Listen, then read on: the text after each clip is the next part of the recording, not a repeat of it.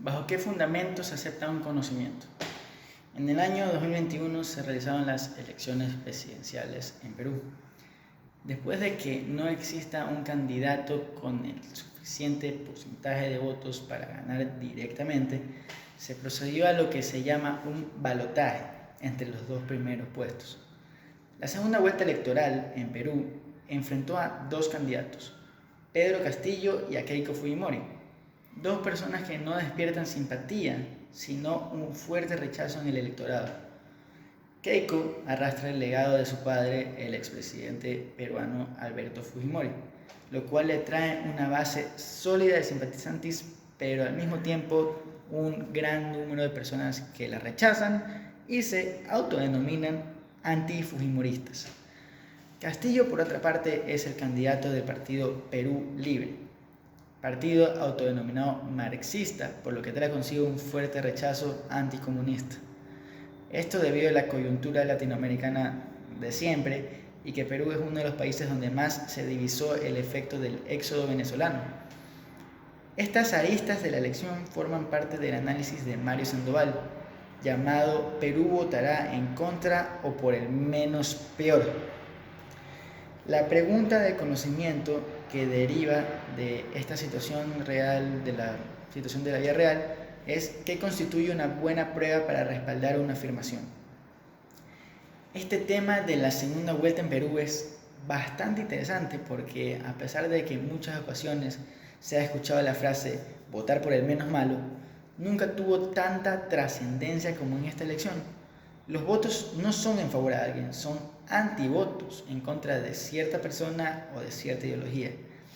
Esto se relaciona con la pregunta en cuanto a los medios provistos a las personas como pruebas mediante los cuales afirman que esta persona podría ser peor que la otra.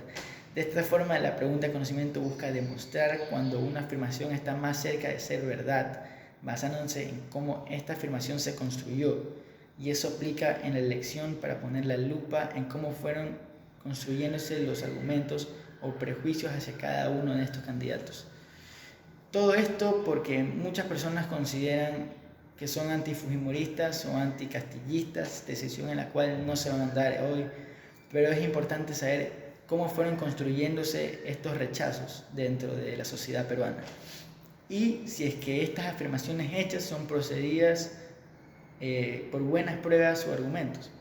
Importante definir para esto qué es una buena prueba y cómo llegan estas buenas pruebas al oído del público. Una buena prueba puede ser muchas cosas dependiendo de la disciplina en la que la prueba se esté mostrando. La mayoría de las buenas pruebas en la mayoría de las disciplinas están basadas en experiencias anteriores. Conducir es malo. ¿Por qué sabemos esto? Porque de todos los choques que han pasado, muchos, una gran mayoría pueden ser debido a la distracción del celular.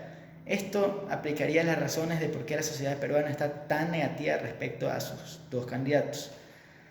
La experiencia con un Fujimori es la de Alberto, y lo que más resuena a día de hoy es la corrupción. Puede ser que Fujimori haya dejado a Perú con una estabilidad política, económica, que le ha permitido desarrollarse a lo largo de estos años en lo que él ya no está como presidente. Pero el hecho de que el padre de esta candidata esté en prisión por peculado, sumado a la coyuntura política peruana que tiene mucho que ver con el caso del desastre de la constructora de Odebrecht en términos de corrupción, es una experiencia inmediata bastante fuerte y negativa. Por otra parte, Castillo es hasta la fecha intachable porque hasta la fecha era un desconocido. La experiencia inmediata negativa está más en sus ideas que en su propia persona o en sus actos. Ideas que fueron implantadas en Venezuela y que tienen sus repercusiones en Perú, con las grandes olas de migrantes venezolanos que se están escapando del socialismo del siglo XXI. Pero la pregunta de conocimiento no se basa en el qué pasó, sino en cómo estos buenos argumentos fueron construidos y cómo se puede saber si en verdad son buenos argumentos, que se sostienen con firmeza o que se mantienen por sí solos. Algo que antecede al conocimiento y que lo guía mediante sus formas es el lenguaje.